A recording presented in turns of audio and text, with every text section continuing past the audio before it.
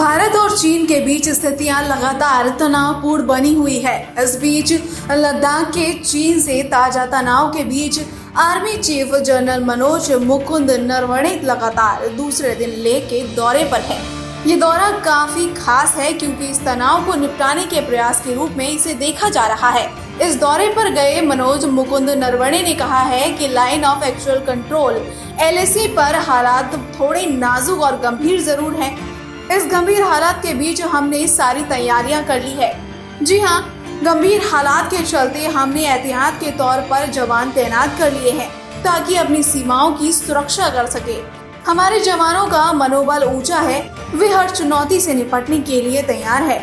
मनोज मुकुंद नरवणे के इस बयान के बाद तो ये साफ है कि चीन और भारत के बीच स्थितियां सामान्य से ज्यादा भयावह हो चुकी है। ना तो चीनी सेना पीछे हट रही है और ना ही भारतीय सेना। इस बीच लद्दाख के दौरे पर गए army chief general Manoj Mukund Naravane ने सेना का मनोबल भी बढ़ाया और साथ ही वहां की तनावपूर्ण स्थिति का भी जायजा लिया।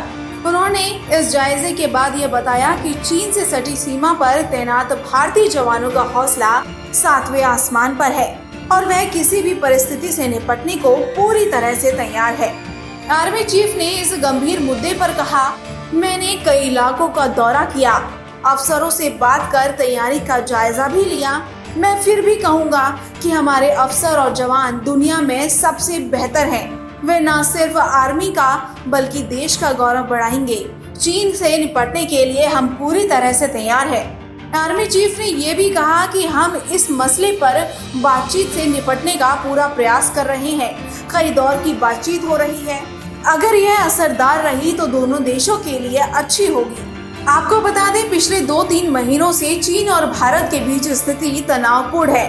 पहले गलवान घाटी में भारतीय सेना और चीनी सेना के बीच झड़प और इसके बाद अब ये मामला ठंडा होता दिख नहीं रहा। लेकिन एक बार फिर घुसपैठ की खबरों के बाद से ही स्थिति और बिगड़ गई है।